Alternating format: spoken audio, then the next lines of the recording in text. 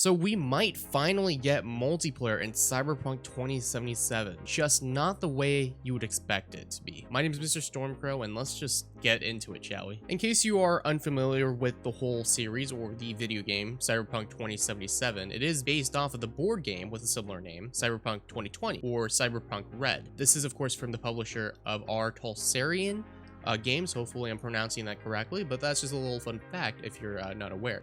Okay, so this is where it kind of gets complicated with the whole multiplayer. So we won't be probably expecting this to come out by 2021. They've actually stated that we might be getting this in 2022, the whole multiplayer aspect.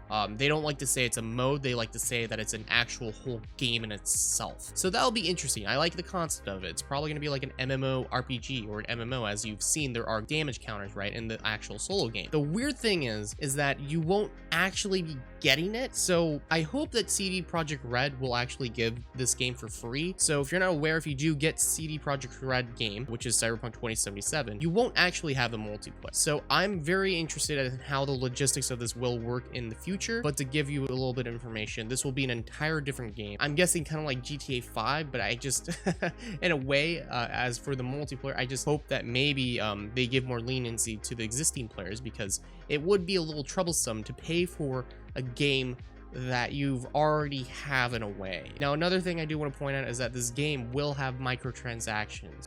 That's something that I don't like. So while we won't have it in the solo game and other features that are probably in it, the multiplayer will have microtransactions, and that's where I feel that that's a problem. It's kind of weird the direction that they're heading. While they're kind of telling us that, oh, well, this game will have solo and it will be free to a certain extent, like there's no microtransactions, while the multiplayer will. And I'm interested into how that will work, because I know previously in multiplayer games of MMO, some items actually give you a boost when you purchase them. I think for example, I think RuneScape did this, or I think World of Warcraft did it as well to a certain extent, or what's another game that I know that's popular? I think Perfect World tried doing this. I know there was a lot of controversy back in the day when microtransactions were really starting to increase. That's something that I really took to as a problem. So again, that is something that I guess we'll sort of talk about later, but it's something to point out. As for Cyberpunk 2077, let's just hope that it will release on time, and well, it'll be fun,